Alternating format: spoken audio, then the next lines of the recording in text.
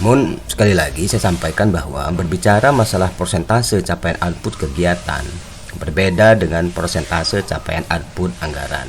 Tanggalnya dan harinya ya berikut jamnya samakan dengan yang di tanggal realisasi belanja tadi. Kemudian kenapa perlu kita capture, perlu kita foto? Yang kita butuhkan dari sini ini adalah tanggal realisasi gitu ya.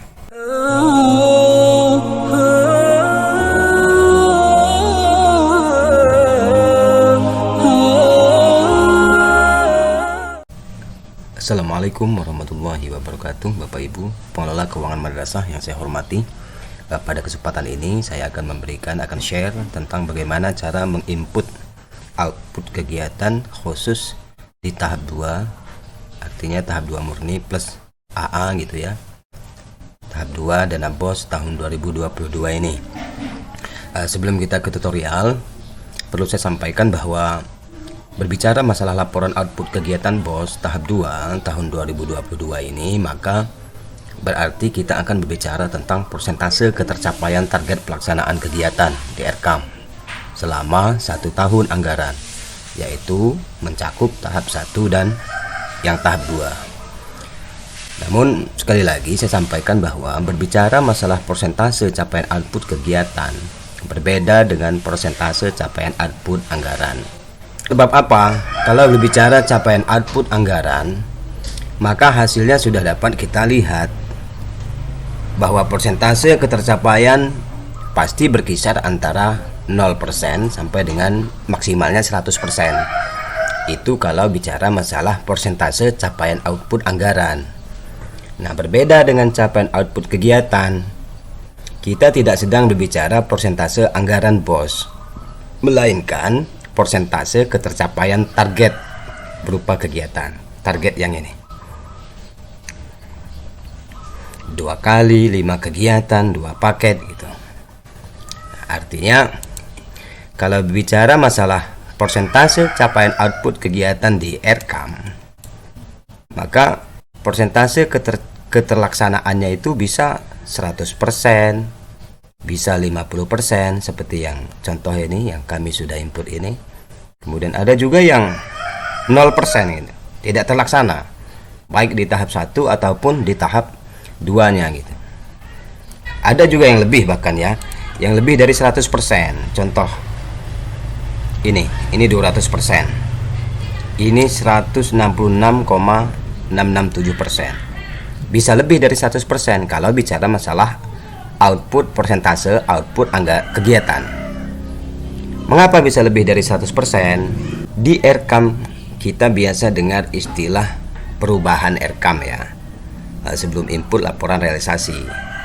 Dan yang biasa kita ubah itu adalah kegiatan dan anggarannya gitu sekaligus kan.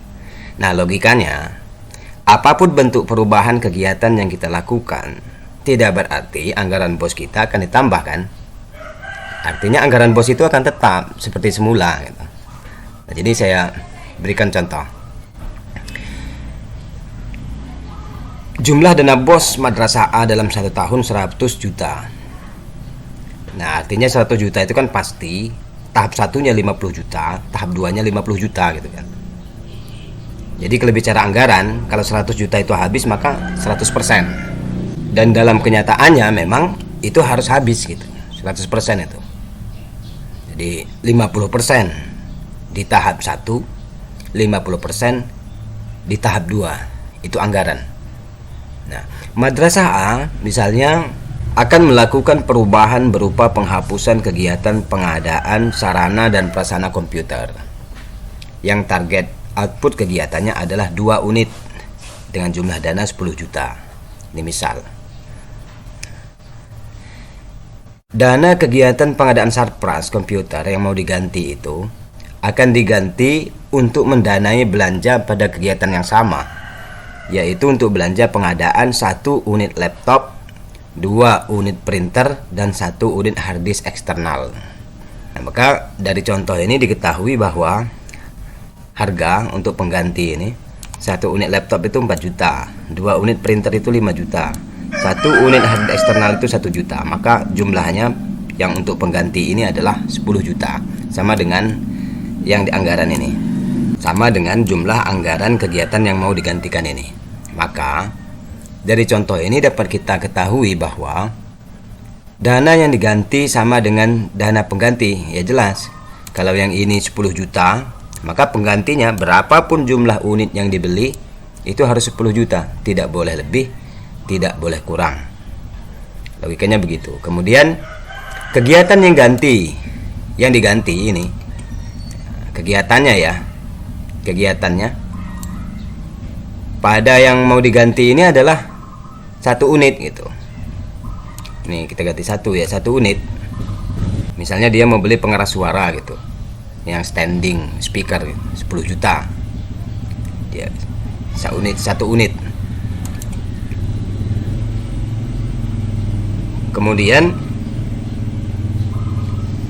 kegiatan yang diganti itu sama dengan 1 unit. Sedangkan kegiatan penggantinya adalah 4 unit gitu di sini.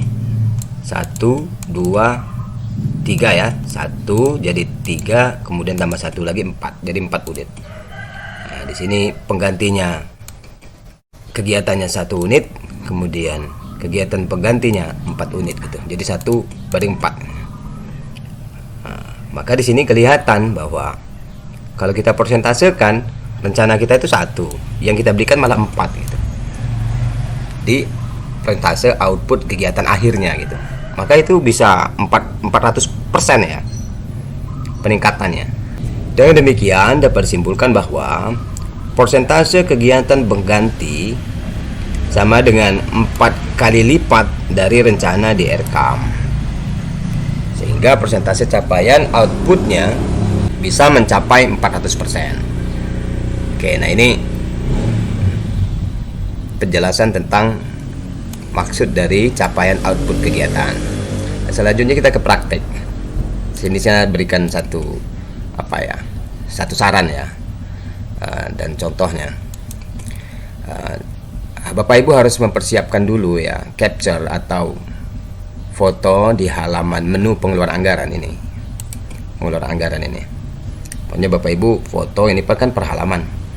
Ini kalau dia APBN Bos tahap 1. Tapi dalam hal ini kita tidak berbicara APBN Bos tahap 1 ya, tapi kita bicara APBN Bos tahap 2. Kita cari yang APBN Bos tahap 2 ya. Dari sini. Oke, ini tahap 1, ini tahap 2. Berarti belanja di tahap 2 ini mulai dari sini.